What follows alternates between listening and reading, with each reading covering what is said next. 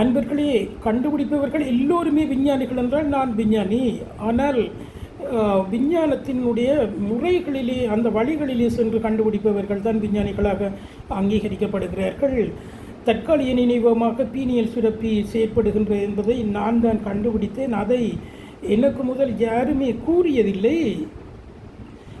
எந்த ஒரு வெப்சைட்டிலோ, எந்த ஒரு நூலிலோ, எந்த ஒரு விரிவுரையிலோ யாரும் கூறியதில்லை. அதை நான் தான் கண்டுபிடித்தேன். ஆனால் இன்னுமே கூறவில்லை. இனியும் சில நாட்களுக்கு கூற மாட்டார்கள்.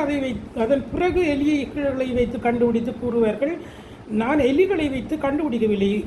இறுதியாக நான் விவரித்த இந்த யூடியூப் ப்ரோக்ராமில் உங்களுக்கு சொல்லியிருந்தேன், சிந்தனையானது ப்ரொஜெக்ட் செய்யப்படுகின்ற அந்த பாதையில் இருக்கின்ற கலங்கள் தற்காலிக நினைவகமாக மிகவும் அவசரமான செயற்பாடுகளுக்கு செயற்படுகிறது என்று அதை எலியை வைத்து கண்டுபிடித்திருக்கிறார்கள். அது என்னுடைய கண்டுபிடிப்பை நெருங்கி வருகின்ற ஒரு செயற்பாடு. அமெக்லாடா, அதே போன்று தலமஸ் என்பன தற்காலிக நினைவகமாக செயற்படுகிறது என்று கண்டுபிடித்திருக்கிறார்கள். இன்னும் சில நாட்களில் பீனியல் சுரப்பியின் தற்காலிக நினைவகமாக இருக்கிறது என்பதை எலிகளை வைத்து கண்டுபிடித்து விடுவார்கள். அதனால் தான் இதை நான் சொல்ல வேண்டியிருக்கிறது.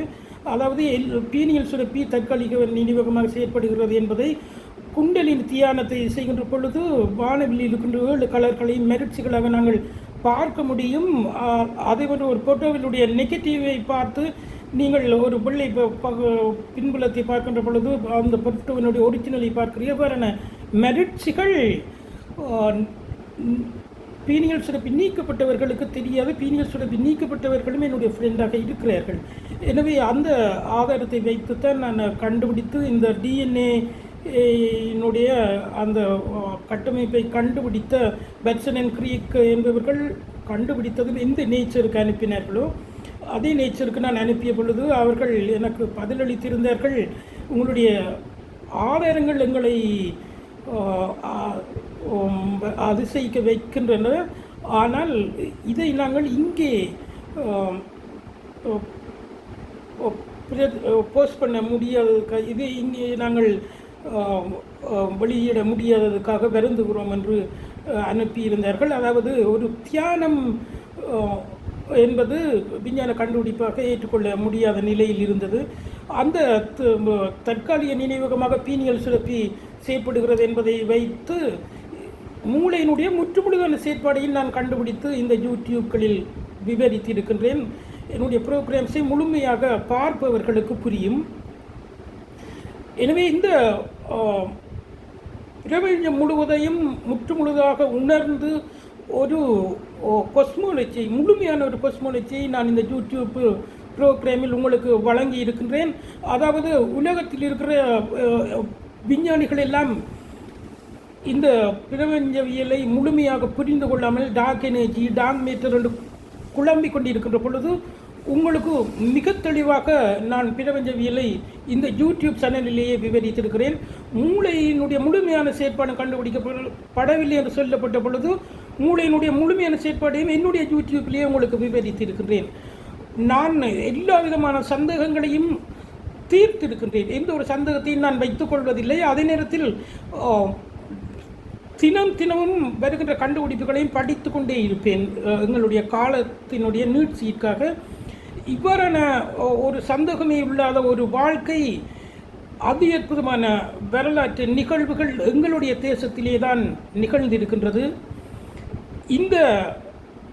இது உலக வரலாற்றிலேயே முதல் முறையாக எந்த ஒரு சந்தேகமும் இல்லாமல் பிரபஞ்சவியல் முழுவதும் உணரப்பட்டு, மூளையினுடைய செயற்பாடுகள் உணரப்பட்டு, எல்லா விதமான அறிவுகளும் உணரப்பட்டு, அதனுடைய அந்த அறிவினுடைய முழுமை நிமித்தமாக ஏற்பட்ட மகிழ்ச்சியை உணரப்படுகின்ற செயல்பாடு ஆனது இங்கே தான் நிகழ்ந்திருக்கிறது, எங்களுடைய தேசத்திலே தான் நிகழ்ந்திருக்கின்றது. இது இனிமேல் தான் இந்த கண்டுபிடிப்புகள் வேறு வழியில் கண்டுபிடிக்கப்பட்டு உலகம் முழுவதும் வரும். அதன் பின்னர் தான் மற்றவர்களால் உணரப்படும். எனவே இந்த கண்டுபிடிப்புகள் வேறு வழிகளில், அதாவது விஞ்ஞானத்துக்கான கண்டுபிடிப்புகள் வருகின்ற அதே முறைகளில் வருவதற்கு முன்னராகவே நான் உங்களுக்கு சொல்லி இருக்கிறேன். இந்த கண்டுபிடிப்புகள் இன்னும் ஒரு கொஞ்ச நாள் தான் இருக்கிறது. இந்த எலி நொடிகளை வைத்து பீனியல் சுரப்பி தான் தற்காலிக நினைவகமாக பிரதானமாக செயற்படுகின்றது. கம்ப்யூட்டரில் எவ்வாறு ரேம் என்பது தற்காலிக நினைவகமாக செயற்படுகின்றதோ, ஹார்ட் டிஸ்கானது நிரந்தரமாக நினைவகமாக செயற்படும் போது, அதே போன்று பீனியல் சுரப்பி தற்காலிக நினைவகமாக செயற்படுகின்றது என்பது இன்னும் சில நாட்களில் தான் வேற இருக்கிறது. அதனால் தான் சொல்லியிருக்கிறேன். அதே போன்று ஒரு சர்ஜரியை விளங்கப்படுத்தி இருந்தேன். மீண்டும் மீண்டும் தரவுகளை கொடுக்கின்ற பொழுது நினைவுபடுத்தக்கூடியதாக இருக்கிறது. அதிகமாக கொடுத்தால் கிளர்ச்சி ஏற்படுகிறது. அதற்காக இதையும் செய்தார்.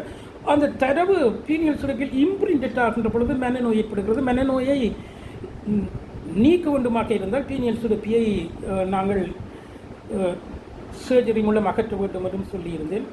எனவே இந்த நான் உணர்ந்த இந்த சந்தேகம் இல்லாத இந்த பிரபஞ்சத்தை நீங்களும் உணர்ந்து கொள்ள வேண்டும். இதற்கான சந்தர்ப்பம் இந்த கடந்த 2000 ஆண்டுகள் கூட இருக்கவில்லை. இப்பொழுதுதான் அதுக்கான சந்தர்ப்பம் கிடைத்திருக்கிறது. அந்த வரலாறு நிறைவடைந்திருக்கிறது. இந்த தொடர்ச்சியை நீங்களும் செய்து நீங்களும் இந்த பிரபஞ்சத்தை தெளிவாக உணர்ந்து கொள்ளுங்கள். வாழ்த்துக்கள். நன்றி.